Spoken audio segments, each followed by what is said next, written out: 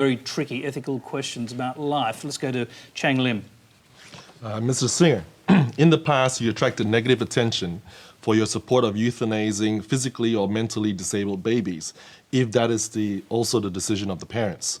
Is this still your view, and doesn't it basically encourage people with disabilities to be less valued and less accepted by human society? Look, it is basically what you said is still my view, that in the case of an infant born with severe disabilities, the doctors and parents ought to consult as to what they think is the best for the child.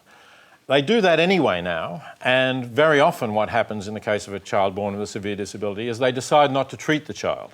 So the child dies anyway, but it dies often rather slowly because there's a wait, or maybe the respirator is pulled off and the child dies somewhat quicker.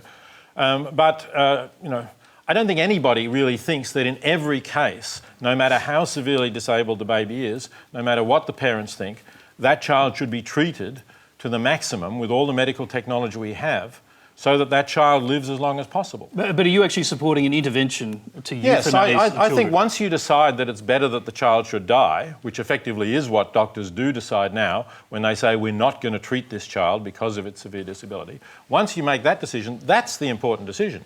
Is it better for this child and for this family if the child lives or dies? If you decide that it's better that the child dies and therefore you're not going to treat the child, I think it's more humane to make sure that the child dies quickly now rather than to let nature take its course. Let's hear from the rest of the panel on this. Jayashree Kulkarni. Yeah, I would have to agree with Peter, unfortunately, and there are some really horrible situations that do occur where it is not compatible for any kind of quality of life in the newborn or a bit later on, but it is a really difficult decision. Once that decision is made, then part of medicine is about easing the suffering, easing pain and suffering. And pain and suffering in a very prolonged death process is something that also has to be eased. See from Helen Coonan. Well, look, this sounds to me awfully like a very slippery slope here that we're starting to go down. I certainly would be very uneasy with these life and death decisions being made by doctors based on often what you do not know about a newborn child. I do think that all life is very sacred, and I certainly wouldn't support the sorts of interventions that have been talked about tonight. I realise that it's very difficult to have a universal answer for every potential case, but I think the central organising principle here that you must not depart from is that life is sacred and should be preserved at all costs. The gentleman with his hand up there, we'll come to you in a moment, sir. Let's just hear from Peter Garrett. Well, look, I'm sympathetic to what Helen Coonan has said, although I do recognise that we're at that really difficult junction point between utility, compassion and possibility. One of the things that strikes me about this debate is that sometimes you'll hear from parents who've had seriously disabled kids, and it's been a very challenging exercise, the amount of care and effort and time that goes in, and quite often expense as well, but they wouldn't have had it any other way, and they think that there is sufficient quality of life in that. And to me it's the same argument as the euthanasia argument. There's another component to it which I find quite troubling, and that is that at the moment our principle, it's a Hippocratic principle, it's a principle I think generally that life is sacred, and yet if you're starting to mediate that question, either on the basis of information or means or otherwise, you're reposing a great deal of trust in the decision makers at that point in time, and for me that's a very difficult step to take. Let's just hear from our questioner up there in the black jacket there. Yes.